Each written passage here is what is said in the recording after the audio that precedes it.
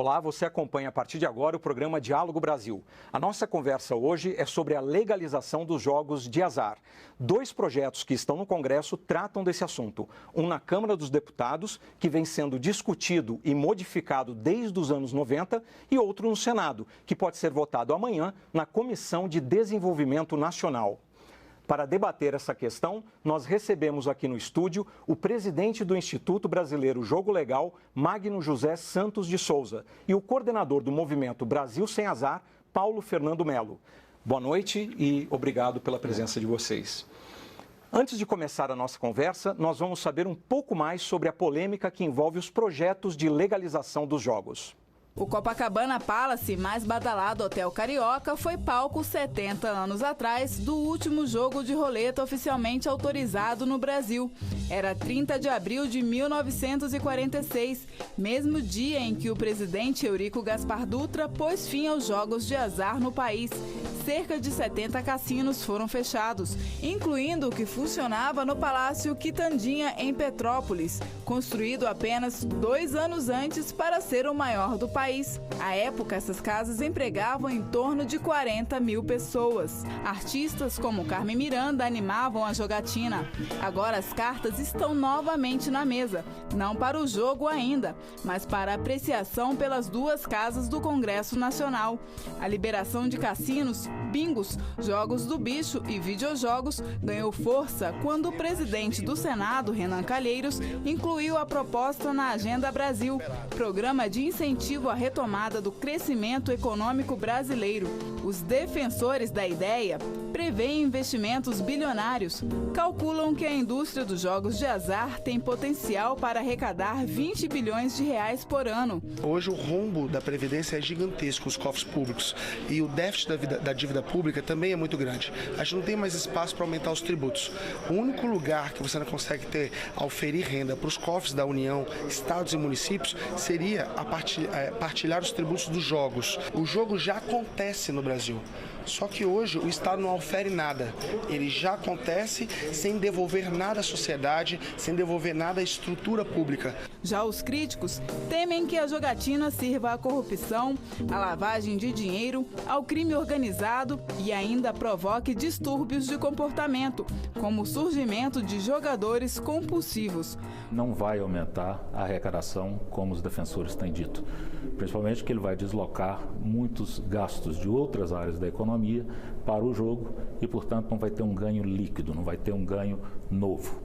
Também com relação ao emprego, a mesma coisa. Mas principalmente porque o jogo ele tem um impacto tanto no crime quanto nos custos sociais. Ou seja, a sociedade vai pagar mesmo que ela não jogue, mesmo que ela não esteja envolvida, seja através do crime, seja através também do jogador compulsivo. Controvérsias à parte, o vencedor dessa aposta pode estar perto de ser conhecido. Vamos começar pelo básico, né? Magno, o que são jogos de azar? Jogos de azar são todas aquelas modalidades de aposta em que você depende da sorte.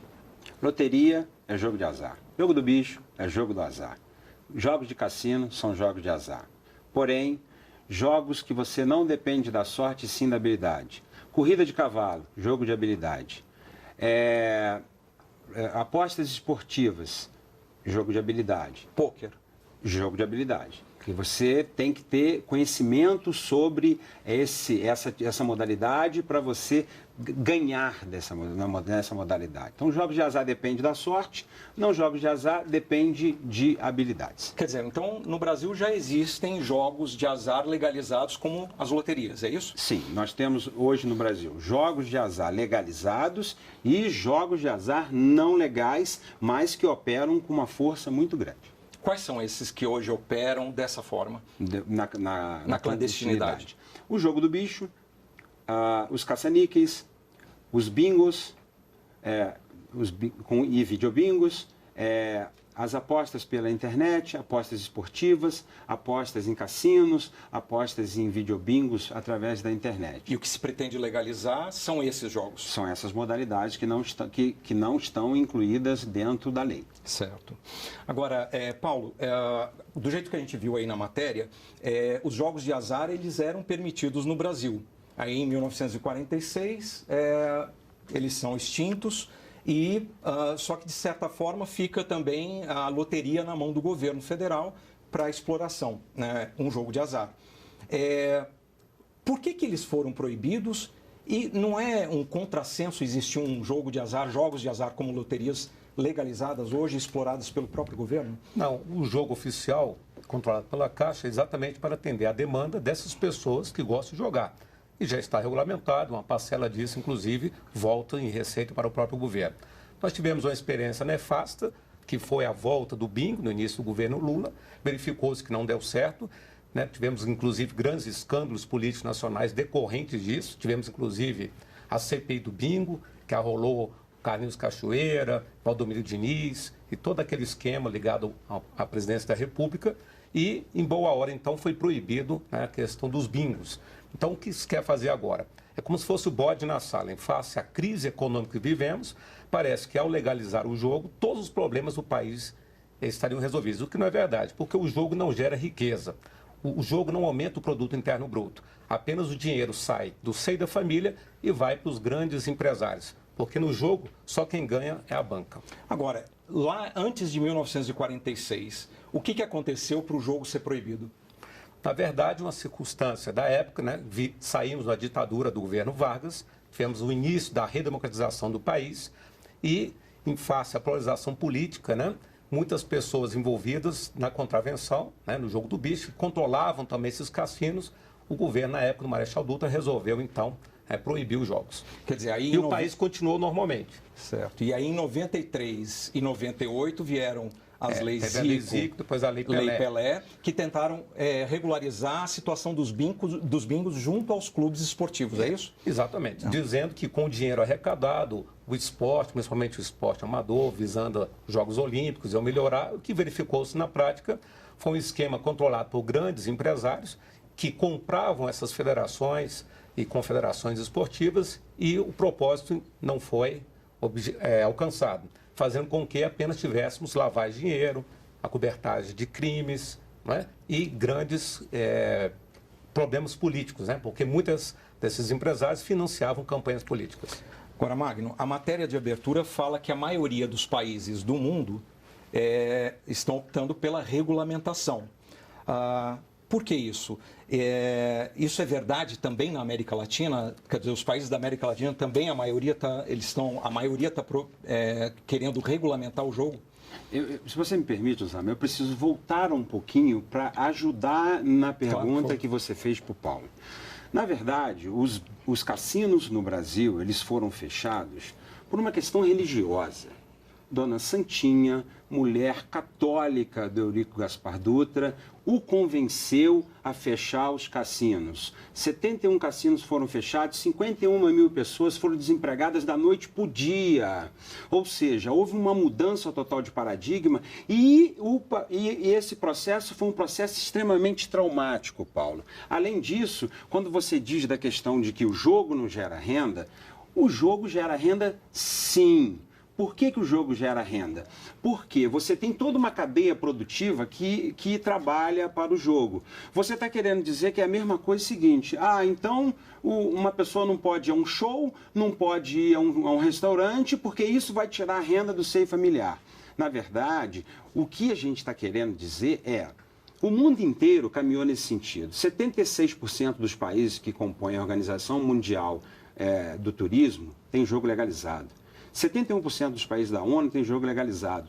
Na América do Sul, apenas Brasil e Cuba não tem jogo legalizado. Ou seja, na grande maioria do mundo inteiro, trouxe o jogo para a luz do dia, legalizou essa atividade e tirou dessa atividade os tributos necessários para gerar contrapartida social para o Estado, né? E para as pessoas necessitadas. Essa que é a lógica do jogo. O jogo é uma forma indireta de pagar tributo.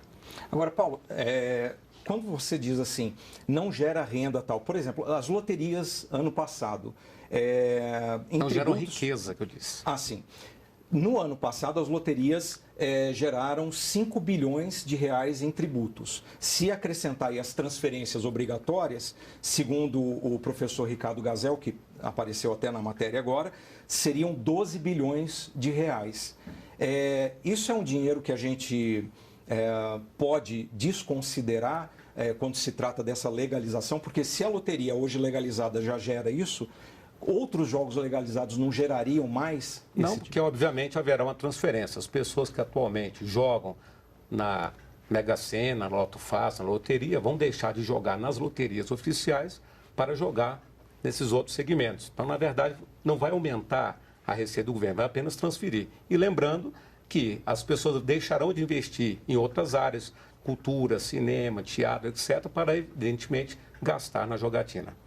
Agora, Magno, essa regulamentação que está sendo proposta nos projetos, os dois projetos, um na Câmara, outro no Senado, como é que é o formato dessa regulamentação?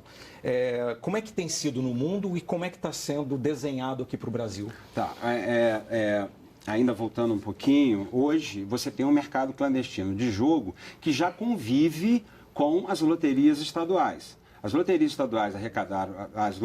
estatais arrecadaram no ano passado 14 bilhões, o jogo clandestino 20 bilhões. Ou seja, para cada R$1 apostado no jogo oficial, R$2 foram apostados no jogo clandestino e esses jogos estão convivendo há muito tempo, há mais de 70 anos juntos. Porque o Jogo do Bicho, na quinta-feira da semana passada, ele fez 126 anos de criação. No mundo inteiro, o caminho é a legalização. O que o Congresso está propondo agora é exatamente tirar esse setor da clandestinidade e trazê-lo para a legalidade. De que forma? Porque parece que nos Estados Unidos são investimentos privados, né? No Brasil seria uma concessão pública? Como é que funciona? Não. Pelos dois projetos que estão previstos, que serão concessão. Ou seja, além da arrecadação com os tributos mensais que o Estado vai ter, ele ainda vai ter a arrecadação da outorga. A outorga vai ser dada através de uma concessão. Por exemplo, a outorga de um cassino é quase o mesmo valor de uma outorga de um aeroporto. Ou seja, haverá um incremento. E na lei do Senado está previsto que toda arrecadação com a outorga, ou seja, toda arrecadação com a licitação para operar uma casa de cassino, bingo, ela será destinada para a saúde. E toda arrecadação mensal será destinada para a Previdência Social. Perfeito. Paulo, nessa questão da regulamentação ainda, só um instantinho, Paulo, tem um desenho que é feito ali naquele texto do Senado que distribui, né, os tipos de jogos, os tipos de estabelecimentos pelas entidades, pelas unidades da federação. Por exemplo, parece que Jogo do Bicho seria legalizado e ficaria a cargo dos estados. Dos estados. Os bingos seriam legalizados e ficariam a cargo dos municípios. No caso da Câmara. Na Câmara dos Deputados, a proposta é essa. No Senado, não. Uhum. No Senado, bingo, cassinos, apostas esportivas e jogo online, União. E o Jogo do Bicho fica sob a responsabilidade do Estado. Que eu, particularmente, acho extremamente prudente e muito bem dividido. Porque o Estado está muito mais perto da operação do Jogo do Bicho do que propriamente o governo federal. Apesar de que a Caixa controla hoje, em mais de 5.500 municípios, 40 mil terminais e em 14 mil lotéricas. Perfeito. A nossa equipe foi ao Congresso para ouvir senadores que têm posições diferentes sobre o assunto. Eu sou contra, acho que legalizar os jogos de azar não resolve o nosso problema de combate ao ilícito e muito menos vai trazer divisas para o nosso país. Jogos de azar vão disputar uma faixa da economia sem gerar maiores investimentos. Quem joga em grandes cassinos, quem joga em grandes bancas vai continuar jogando fora do Brasil. Ou seja, quem vai investir muitas vezes é quem estava investindo esse dinheiro em outro tipo de diversão, outro tipo de serviços que teria muito mais rentabilidade e melhoraria as condições sociais do Brasil.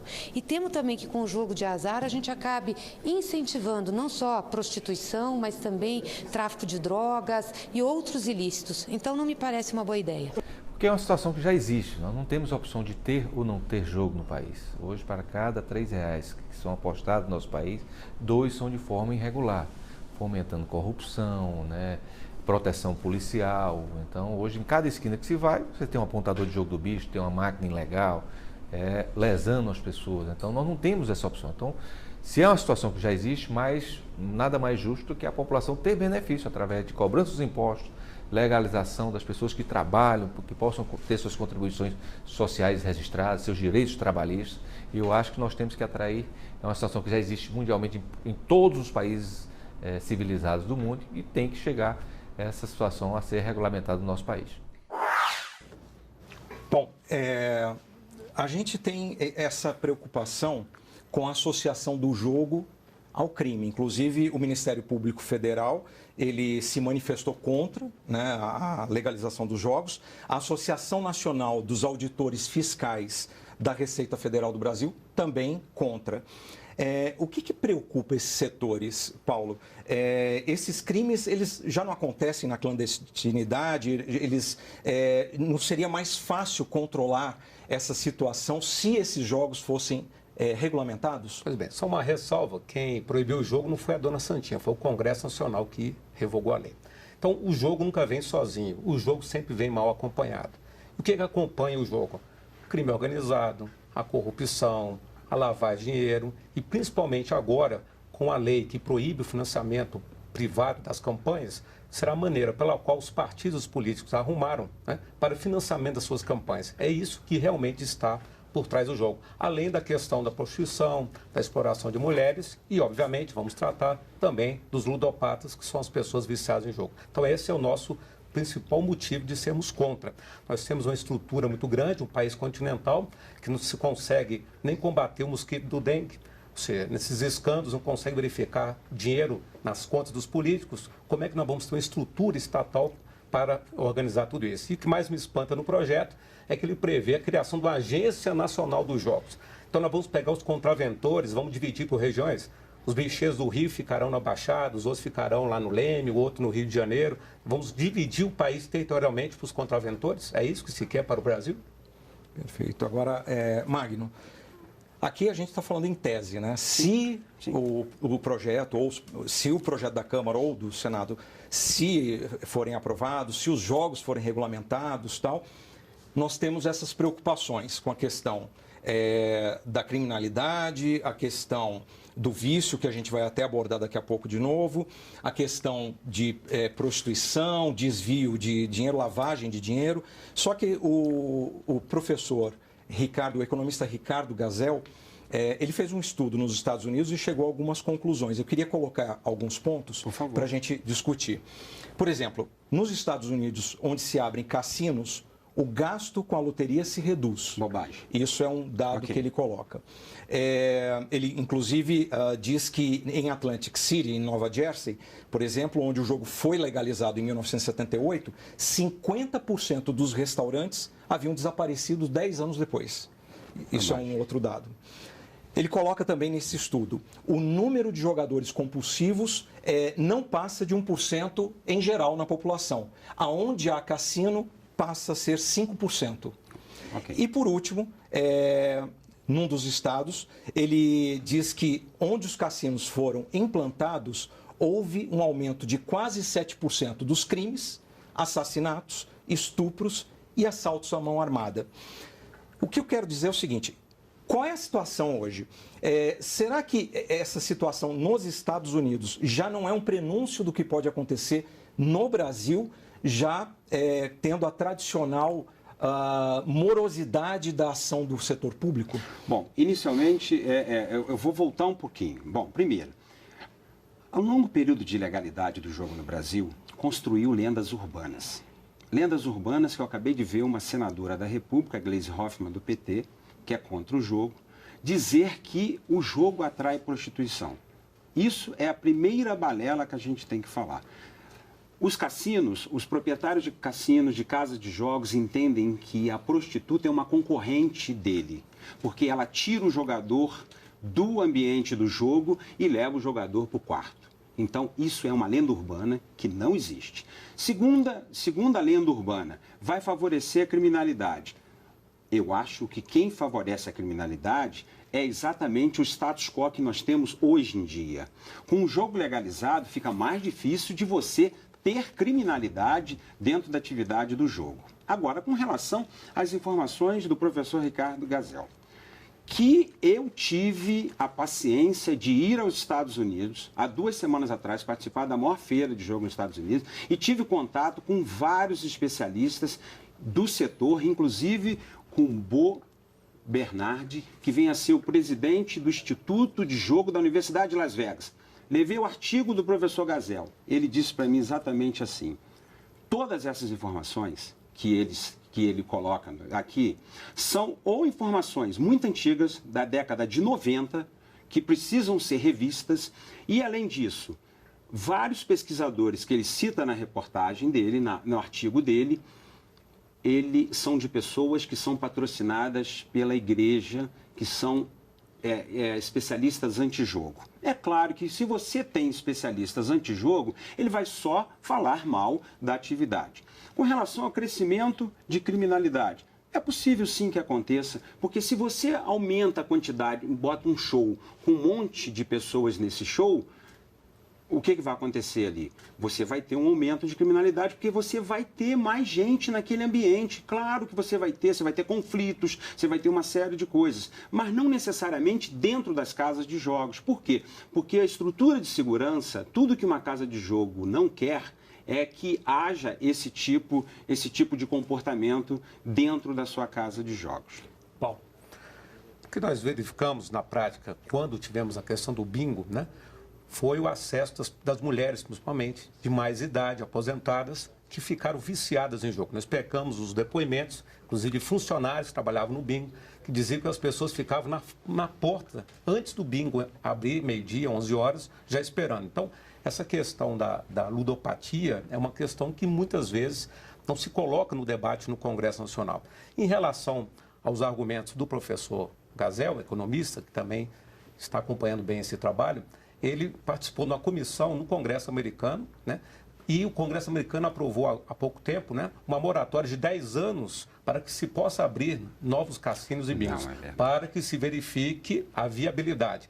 Ao governador da Geórgia, inclusive, verificando os prejuízos que o estado da Geórgia teve, porque as pessoas vão jogar em Las Vegas, verificando que se gasta mais, ou seja, um custo social para recuperar essas pessoas do que a própria arrecadação.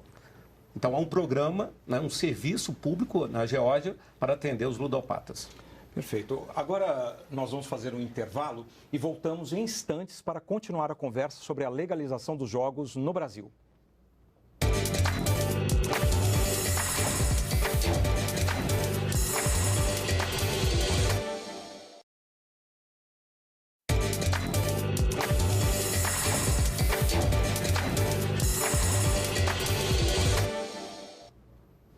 O Diálogo Brasil está de volta com a polêmica sobre a legalização dos jogos. Estão com a gente o coordenador do Movimento Brasil Sem Azar, Paulo Fernando Melo, e o presidente do Instituto Brasileiro Jogo Legal, Magno José. A nossa equipe foi às ruas para saber o que as pessoas pensam sobre a liberação dos jogos de azar no nosso país. Eu sou contra. Por quê? Porque, na verdade, a gente não sabe o mecanismo de controle desse dinheiro que vai passar por lá, né? A gente vê que no Brasil o dinheiro ele circula muito sem controle. E jogos de azar, geralmente, é um lugar onde tem muita lavagem de dinheiro. Eu sou totalmente a favor da legalização dos jogos, principalmente pelo fato de eu ter um grande hobby, que é o pôquer. E o pôquer ser um esporte, já considerado um esporte, um jogo de habilidade. Então, eu sou completamente a favor da legalização aqui no Brasil. A gente fica receoso de que isso seja mais um meio de lavar dinheiro. Como tem aquela questão deles estarem querendo também anistiar o dinheiro que está lá fora e trazer para cá. Então, infelizmente, a população está incrédula, né, em relação aos políticos que estão nos representando hoje. Talvez o modelo do negócio seja até bom, mas a questão é como é que se vai fiscalizar. Eu creio que cabe a cada um de nós decidirmos o que a gente quer fazer da nossa vida. Se a gente quer jogar, a gente joga, se não quiser, não joga. E isso eu acho que é da índole de cada um, não é o Estado que tem que definir aquilo que você pode fazer ou aquilo que você não pode com relação a isso. Eu sou contra, porque uma vez que é jogo de azar, né, pode levar muita gente a, sei lá, desfazer família, muita coisa. Perder, né? Que a pessoa vicia nesse tipo de jogo e acaba perdendo muita coisa, perdendo patrimônios grandes nisso aí. Eu sou a favor, eu acho que é importante a legalização dos jogos dentro de um novo conceito, de um conceito mais abrangente. Acho que o Brasil está pronto para isso, dentro de uma legislação adequada, dentro de um conceito de desenvolvimento sustentável das regiões turísticas e dos municípios turísticos. Magno, o Brasil está pronto para isso, mas nem tanto porque as opiniões são divididas nas ruas. As pessoas parece que não estão bem esclarecidas ainda. Como é que se pretende trabalhar isso junto à população? Porque parece que há uma insegurança ainda, né? Osama, a legalização do jogo jamais será unanimidade nesse país. Todas as pesquisas que nós tivemos, sempre elas estão na faixa de 63% a favor e na faixa de 30% contrários. Mas eu tenho que voltar a um tema que foi dito pelo Paulo no bloco anterior, em que a gente não pode ser leviano com as informações. Duas informações que eu julgo extremamente importante primeiro, os bingos anteriormente não serviram para lavagem de dinheiro. Se eles tivessem servido para lavagem de dinheiro, nós teríamos várias condenações de empresários de lavagem de dinheiro. E nós não temos uma sequer. Carlinhos Cachoeira foi condenado. Eu desafio, não tem nada a ver com o jogo. Não tem nada a ver com o jogo. A questão dele é outra, é política, está envolvido com empreiteiro. Segunda coisa que eu não posso deixar de dizer, o Congresso americano não aprovou uma moratória de 10 anos. Nós não sejamos levianos. Existem senadores e deputados, igual aqui no Brasil, que são contrários ao jogo e que praticam a política antijogo e que propuseram uma moratória de 10 anos, mas ela não foi aprovada. Tanto é que continuam abrindo cassino nos Estados Unidos. Mário, só um instantinho. Explica para o pessoal que ligou a TV agora o que é essa moratória que o Paulo está dizendo que o Paulo disse no bloco anterior, que o Congresso americano aprovou uma moratória para que não haja nenhuma abertura de casas de jogos nos próximos 10 anos. Não é verdade. 2 senadores antijogos propuseram que o Congresso americano faça uma moratória de 10 anos para que não se abram novas casas de jogos.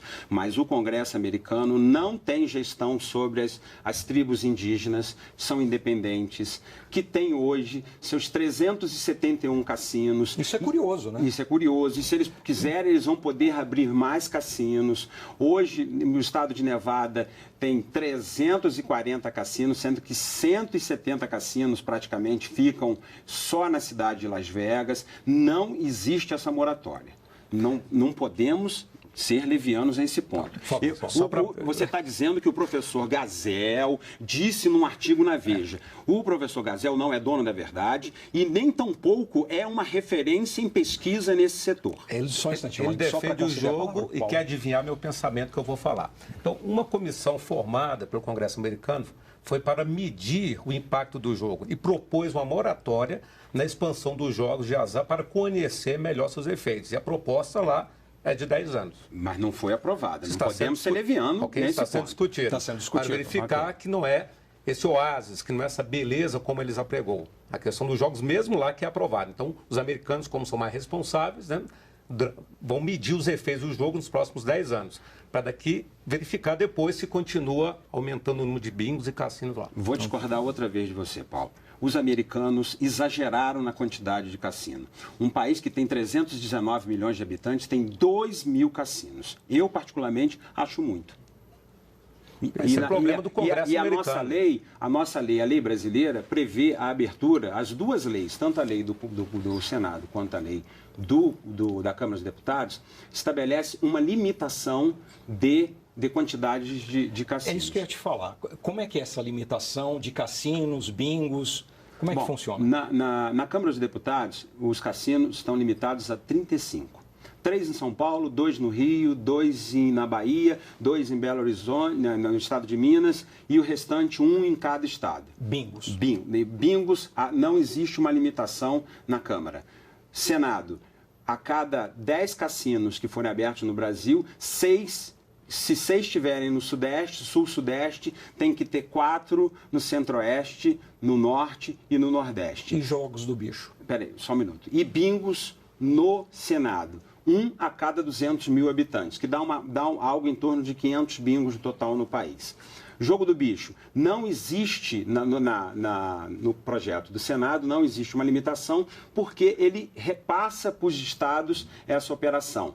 E no projeto da Câmara, estabelece que os estados também serão responsáveis pela operação do jogo do bicho. Agora, por que essa distribuição? Qual o motivo disso?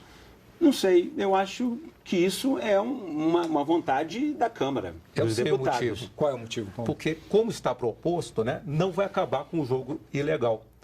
Essa proposta de colocar dois no lugar, um no outro, vai fazer com que nós continuaremos a ter o jogo ilegal. Porque não vai conseguir, por exemplo, colocar todos os contraventores do jogo do bicho organizado. E nem o Estado, principalmente os estados mais pobres, vão ter condições de fiscalizar. Então, o jogo continuará ilegal, mesmo aprovando esse projeto. Agora, Paulo, pelo projeto do Senado, a arrecadação com os jogos de azar seria revertida, por exemplo, 91% para a Seguridade Social. Isso, pela aquela estimativa de 20 bilhões por ano com a legalização dos jogos, daria 18 bilhões só para a Seguridade Social a cada ano. Numa estimativa, claro. 3% para o Fundo Penitenciário Nacional. 2% para a própria Polícia Federal. 2% para o Fundo Nacional de Cultura, 2% para ações que promovam o esporte olímpico e paralímpico. Isso não seria um bom reforço para a Seguridade e para a própria Polícia Federal, que vai ter que fazer ações nesse sentido de fiscalização também? Essa é mais uma das lendas urbanas que ele fala. Porque atualmente, nos jogos oficiais, cerca de 3% já são destinados ao Fundo Penitenciário Nacional. E arrecadou-se no ano passado 2 bilhões, que não foram aplicados nos presídios. Por quê? Porque o governo contingencia esse dinheiro e aplica. Então, nós já vimos essa novela quando aprovaram o CPMF, que iria resolver todos os problemas da saúde e não resolveu. Então, eles fazem uma maquilagem dizendo que esses recursos vão para a saúde, vão para a polícia, como se fosse uma varinha mágica para resolver todos os problemas. Repito, é o bode na sala.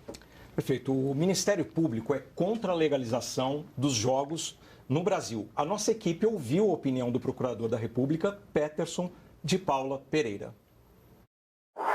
O entendimento é da experiência do Ministério Público Federal no combate ao crime organizado, onde esse segmento que hoje opera essa indústria clandestina não se intimida em corromper, em assassinar, em tentar interferir no sistema político para que seus negócios sejam preservados e para que amplie agora de modo legalizado. Os órgãos que tratam do tema no mundo, eles orientam, indicam que os países devem ter uma agência reguladora muito eficaz, muito forte, porque você está lidando com um sistema que hoje opera na clandestinidade. O Estado brasileiro mal consegue fiscalizar a qualidade da gasolina dos poços, mal consegue verificar a qualidade dos produtos farmacêuticos. Imagina se nós vamos priorizar a criação de agências reguladoras para cuidar de várias casas de jogos que vão se multiplicar nesse país. Magno, Procurador da República, dizendo que é contra os jogos. O que você tem para dizer a respeito desses argumentos apontados pela Procuradoria? Bom, primeiro me causa tristeza e espanto ver o representante do Ministério Público se opor a uma lei que está tramitando no Congresso Nacional, legítima e que pode legalizar o jogo no país. Eu creio que o Ministério Público deveria sim se preocupar com a aplicação da lei após a sua votação ou hoje com a ausência da lei. Na verdade, o que o Ministério Público e principalmente o Procurador Peterson, que representa dentro do MP este segmento, é o complexo de vira-lata. Ou seja, outros países conseguem controlar, consegue administrar, consegue arrecadar com o jogo de azar. E o Brasil não consegue, ou seja, aquele velho complexo de vira-lata que o nosso querido Nelson Rodrigues dizia. Eu acho que é um grande equívoco, eu acho que o Ministério Público teve a oportunidade de participar das audiências públicas na Câmara dos Deputados e poderia sim ter ajudado na construção da lei para facilitar a posterior aprovação, a fiscalização dos procuradores da República. Existe essa desconfiança o tempo todo sobre a lavagem de dinheiro. Quer dizer, o jogo seria usado para lavar dinheiro, é isso? Isso é mais uma lenda urbana que criaram com relação à questão do jogo. Essa que é a grande verdade. Por quê? Porque lavar dinheiro em jogo é caro e arriscado. Caro por quê? Do ponto de vista do operador, existem atividades com tributação muito baixa, de 16,33% na área de serviço, e outras atividades que podem muito melhor ser, muito mais lucrativo e muito mais rentável usadas para lavagem de dinheiro do que o jogo. Porque o jogo, a tributação é muito maior e, além disso, o jogo é muito fiscalizado. Então, é muito arriscado lavar dinheiro em jogo. Além disso, todos os controles, hoje em dia, com o sistema eletrônico, com o sistema digital, você tem vários controles para poder monitorar a questão do jogo. Não vale a pena. E do ponto de vista do apostador, o imposto de renda é de 30%. Também não vale a pena lavar dinheiro em jogo. Isso é mais uma falácia, isso é mais uma construção dos opositores de que jogo é propício à lavagem de dinheiro.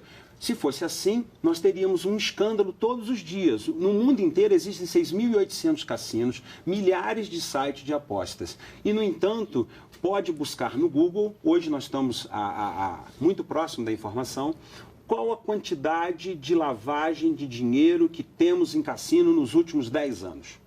Agora, Paulo, essa questão também que é colocada, que a legalização poderia facilitar a lavagem de dinheiro, vamos pensar no caso das empreiteiras envolvidas na Lava Jato. Ali houve também lavagem de dinheiro. São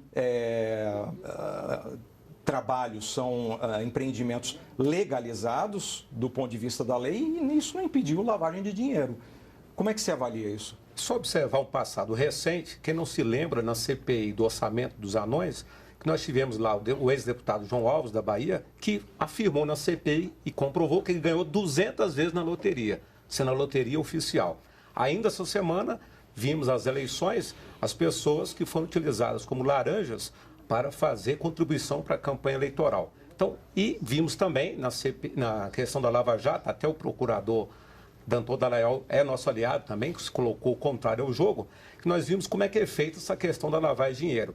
Então, o que esses parlamentares, lobistas estão fazendo? Ao legalizar esses bingos, os cassinos e caça-níqueis e regulamentando os contraventores, eles vão arrumar uma maneira de continuar financiando as suas campanhas políticas por meio desses empresários. Isso é uma denúncia muito grave, Paulo. É uma denúncia muito grave que você está dizendo que esses parlamentares que vão votar... Eu vi lá nas 11 audiências que tivemos na comissão da Câmara, só teve uma que foi contrária, as outras 10 foram de empresários americanos, empresários portugueses, de Macau, né? Tudo isso devido ao lobby. Então, o lobby para a legalização do jogatina é latente. É só verificar quem está por trás e o número de processos cada um deles está respondendo na justiça. Paulo, você está sendo leviano outra vez. Porque não estou. Você está dizendo que só teve uma audiência, teve uma audiência com o Guilherme Shelby, teve uma audiência com o Peters, teve uma audiência com vocês. Não seja leviano, pelo menos 3 audiências. Eu queria fazer um intervalo, aí a gente volta discutindo esse assunto. A gente volta daqui a pouco falando mais sobre o projeto de legalização dos jogos no país. O intervalo é rápido, não saia daí.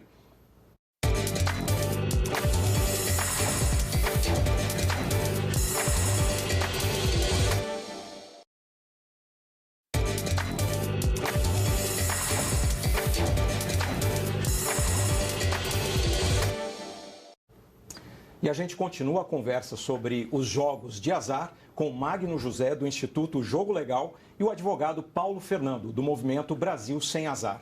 Nós vamos ouvir agora a opinião de uma especialista sobre a relação entre o jogo e a dependência.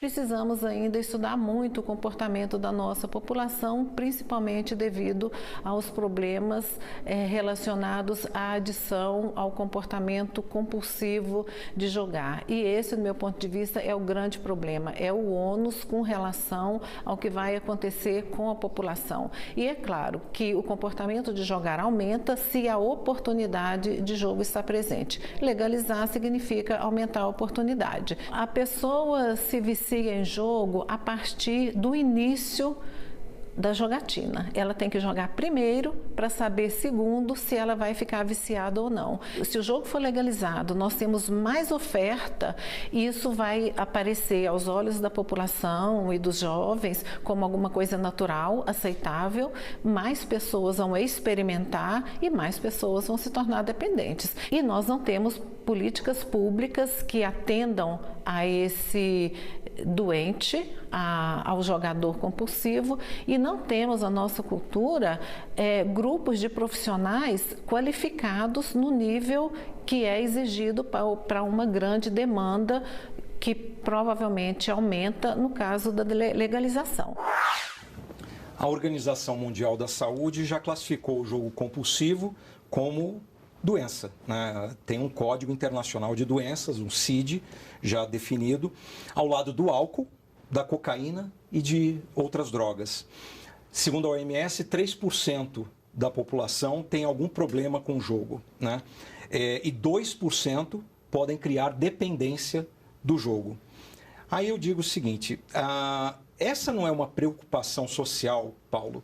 É importante dessa questão da legalização dos jogos, a ludopatia, que é essa dependência por jogos?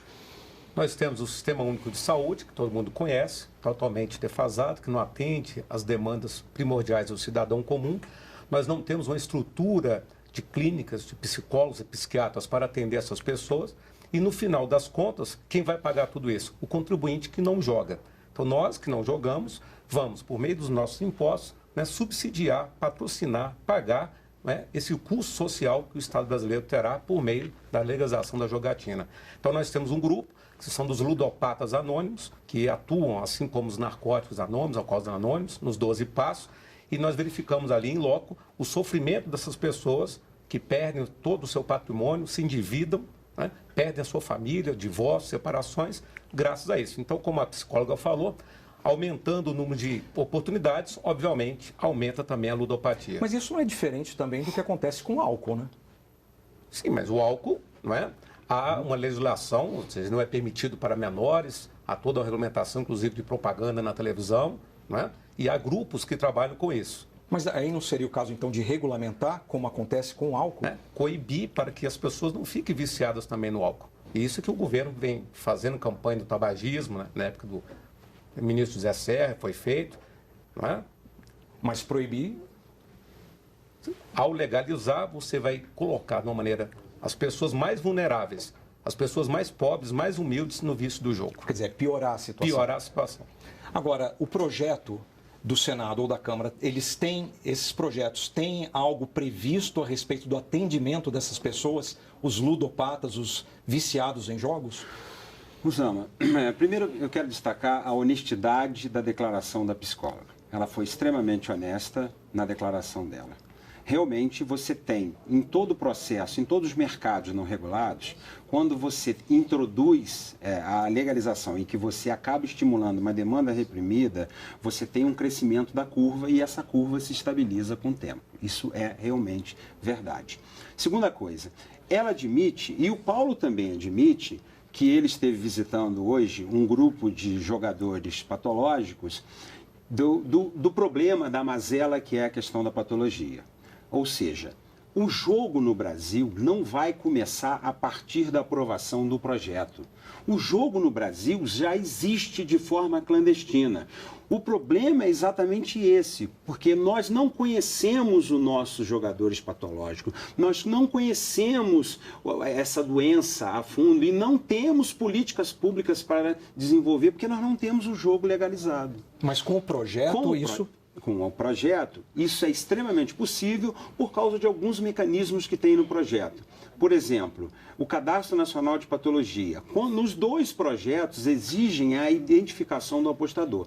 A partir do momento em que você exige a identificação do apostador, você pode evitar que um jogador compulsivo entre numa casa de aposta. Nós já temos hoje em dia mecanismos e até melhores práticas sendo usadas em vários países do mundo, que é a questão do mandato de autoexclusão. Além das campanhas educativas para você evitar que a pessoa se transforme num jogador patológico, jogo não é meio de vida, jogo é entretenimento, vá a uma casa de aposta, da mesma forma que você vá a um cinema, a um teatro, a um jantar, vale para o jogo. O mandato de autoexclusão, ele proíbe as pessoas de entrar numa casa de apostas. Em Macau existem hoje 340 auto-excluídos. Em Córdoba, na Argentina, existem 322. Em Portugal, existem 250 pessoas em mandatos de auto-excluído. Essas pessoas estão proibidas de entrar na casa de jogos. E se elas entrarem, a casa de jogos pode, inclusive, perder sua concessão. Ela é punida. E como acontece esse mandato de autoexclusão? Ou um familiar inclui essa pessoa, ou a própria pessoa se inclui nesse mandato de autoexclusão. Isso é controlado através da agência reguladora e a agência reguladora que seria criada, e a agência reguladora tem um segmento de jogo responsável. O jogo responsável é exatamente que cuida por este processo de minimizar os impactos que hoje a gente não tem. Você acha que isso funciona, essa previsão? De maneira nenhuma. É outra lenda urbana. Nós temos o Estatuto do Torcedor, que prevê punições àqueles torcedores que não observam a lei. Tivemos recentemente um líder de uma torcida de São Paulo que matou um outro rapaz de outra torcida. Ele continua sendo presidente da torcida, continua frequentando os estádios, mesmo com o Estatuto do Torcedor. Nós temos o Cadastro Nacional de Adoção, a questão dos pais que querem adotar, que também não é cumprido. Então, dizer que nós vamos ter um cadastro em que nos mais de 5 mil municípios poderá ser observado, fiscalizado quem joga, me parece uma Alice no País das Maravilhas. E agora, os dois projetos prevêem isso? Prevêem isso, estão previstos lá nos projetos. Infelizmente, nós temos um comportamento também de complexo de vira-lata do nosso querido Paulo, que ele acredita que nada vai dar certo e ele prefere investir e defender o status quo atual do jogo na clandestinidade. Eu não defendo o jogo na clandestinidade. O jogo só existe em duas vias, ou ele é legal ou ele é ilegal. O não jogo não existe, somente nos países islâmicos onde as penas são muito rígidas. Paulo, existe alguma estimativa do impacto econômico da dependência de jogos no sistema público de saúde, ou isso ainda não foi levantado? Aqui no Brasil não tem. O estudo do Dr. Gazel traz esses números dos Estados Unidos, né?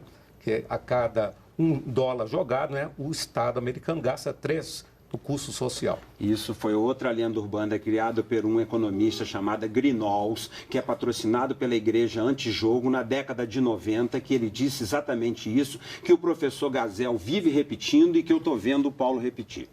Agora, são dois projetos, um na Câmara, que está sendo tratado como marco regulatório dos jogos, né? Outro no Senado, que amanhã deve ser votado na Comissão de Desenvolvimento Nacional.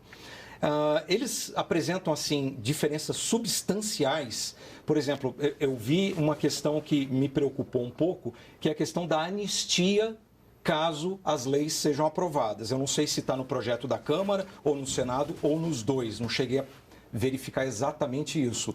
Mas tem essa questão da anistia. Quer dizer, é regulamentado o jogo, então quem tem algum processo em relação a jogos teria esse processo extinto. Quem tem banca de bicho também não teria mais problema. Isso está correto? Sim, porque isso está previsto no artigo 2º do Código Penal, que anistia todos os crimes a partir da legalização daquela atividade que é considerada na ilegalidade até hoje. Nem precisava estar na lei. Isso está previsto hoje no nosso Código. Ou seja, é inócuo a esse artigo na lei. Nesse ponto, finalmente nós concordamos, né? Até na condição de advogado, mas na verdade, o que se quer com a aprovação desse projeto, nada mais é do que legitimar uma atividade que se impôs nesses anos todos, pela corrupção, pela violência, pela criminalidade, e ficarão nas mãos das mesmas pessoas. São os contraventores, os bicheiros, né? E esses grandes empresários internacionais é que vão controlar o jogo no Brasil. Então vai trocar 6 por meia dúzia. Mas qual o problema nisso? Das pessoas que hoje operam o jogo, continuar operando o jogo? Eu não vejo nenhum problema. Em todos os mercados que não eram regulados e passaram a ser legalizados, o processo foi esse. As pessoas que operavam com a ausência da lei passaram a operar com a lei. Mas você não corre o risco de acabar legalizando também donos de estabelecimentos de jogos vinculados também a tráfico de drogas e outros crimes mesmo, não só a questão da contravenção. Usando. Não existe vinculação do jogo do bicho com o tráfico de drogas. Ponto. Não há crime no Rio de Janeiro, nas escolas de samba, no jogo do bicho. Com relação à droga, esquece. Isso daí vai ser mais uma daquela sua. Não faça isso. Não sejamos levianos. Não existe. Todo mundo sabe os crimes na Baixada Fluminense. Não existe isso. O Carnaval do Rio o Carnaval do Brasil tem uma dívida muito grande com os bicheiros do Rio. E a gente tem que reconhecer isso. E os políticos também, que são patrocinados. Isso é você que está dizendo. Tem deputados que são irmãos de donos de escola de samba no Rio de Janeiro, no Congresso. Quem é que não sabe? Isso é você que está dizendo. Não, eu estou dizendo só o seguinte, pegar a biografia deles. Eu defendo que o jogo, principalmente o jogo do bicho, fique com os operadores atuais. Porque foi assim no mundo inteiro que as melhores práticas deram certo para reduzir o jogo clandestino. Só tem essa solução. E se não ficar? Se de repente só fizer a regulamentação para algumas pessoas, para alguns estabelecimentos, e aqueles que não forem alcançados ficarem na clandestinidade, como é que isso... Você vai correr esse risco de manter um jogo no paralelo. Você vai manter o risco de manter uma parte do jogo na clandestinidade. Por isso que, como Instituto, nós defendemos a legalização da demanda. Você legaliza a demanda e controla essa demanda. É assim que acontece no mundo inteiro. Se nós não fizermos assim, nós vamos estar cometendo um erro histórico e nós vamos ter parte do jogo legalizado e parte do jogo na clandestinidade. E tem mais, o jogo clandestino vai ter mais legitimidade, principalmente legitimidade social, do que o jogo oficial. Essas máquinas de caça-níqueis que existem em bares, tal, clandestinas, né? Como é que elas funcionam? Porque, assim, tem uma preocupação que é a máquina estar sempre arrancando dinheiro de quem joga. Essas máquinas também vão acabar sendo regulamentadas caso o projeto seja aprovado? Sem dúvida, porque tem toda uma máfia, né, que traz essas máquinas, né? Muitas vezes traz apenas os equipamentos e montam aqui no Brasil, estão espalhadas na periferia, as pessoas mais humildes, mais pobres, e no final o que acontece? É sorte para alguns e azar para muitos, porque sempre quem ganha é a banca. Essas máquinas funcionam como, Mário? Bom, eu vou dar uma informação técnica, até porque eu acho que a gente tem que esclarecer. Primeiro, essas máquinas não são importadas. Essas máquinas são montadas aqui. Hoje, em baixo padrão arquitetônico, baixa arquitetura. O que acontece hoje em dia é que, como não existe uma legislação e não existe controle, nós não sabemos qual é o payout, qual é a premiação que essas máquinas estão pagando. Por exemplo, uma máquina de um cassino nos Estados Unidos hoje tem uma premiação de 96%. Hoje... Isso é pré-definido? Isso é pré-definido. A lei define qual é a premiação que a máquina vai pagar. Uma entidade certificadora certifica se aquele software está devolvendo realmente o percentual definido na lei e, a partir daí, ele autoriza a máquina a ir para o cassino, a ir para a rua. Eu defendo que a máquina de rua também seja legalizada, mas online real time. Por quê? Se você coloca essa máquina online, ela vai ser certificada por uma empresa certificadora e você vai saber qual é a premiação que essa máquina está pagando. O que não pode é hoje um menino, qualquer rapaz que entende um pouco de informática, construir uma máquina dessa, colocar na rua, ela se paga em 2 semanas com uma premiação que nós desconhecemos, que o Paulo chegou a falar em 10%, que pode ser possível, e 2 semanas depois ele constrói uma outra máquina, porque aquela máquina foi apreendida pela polícia. O que me causa preocupação também é que essa atividade hoje está migrando para estruturas verdadeiramente criminosas. Então, isso me preocupa. Para milícias, tem informações de que em São Paulo essas máquinas já estão em mãos de pessoas que não deveriam estar. Ou seja, você tem hoje uma série de problemas que envolvem o jogo clandestino e que gera exatamente essa sensação de impunidade, essa sensação de crime organizado. Eu entendo que a demanda inteira deve ser legalizada para que haja controle. Paulo, a gente está chegando no final do programa, eu queria que você fizesse suas considerações. Agradecer o convite, dizer às pessoas que estão nos assistindo, pode acessar o nosso site, brasilsemazar.com.br, para pegar maiores informações e principalmente que cobre do seu deputado, do seu senador, uma posição em relação à jogatina no Brasil. Porque isso vai trazer malefícios, consequências no seu município, no seu estado e na sua própria vida. Então o Brasil merece muito mais do que legalizar a jogatina no Brasil. Muito obrigado. Magno? Bom, eu volto a dizer uma coisa que eu disse no meio do programa. A questão do jogo, só temos duas opções. Ou ele é legal, ou ele é ilegal. O não jogo não existe. Quem defende, quem é contra a legalização do jogo, indiretamente está defendendo o jogo clandestino que nós temos hoje, que arrecada 20 bilhões de reais por ano, sem nenhuma contrapartida para o Estado e para a sociedade. Agradeço o convite, estarei sempre à disposição para discutir esse assunto da melhor forma possível, de forma republicana, e agradeço ao Paulo pela paciência dele. Gente, obrigado pela presença de vocês. O nosso bate-papo chegou ao fim e eu agradeço a presença do Magno José e do Paulo Fernando. Se você quer saber mais sobre o programa, entre no site da TV Brasil. E na terça-feira que vem, o Diálogo Brasil está de volta. Até lá!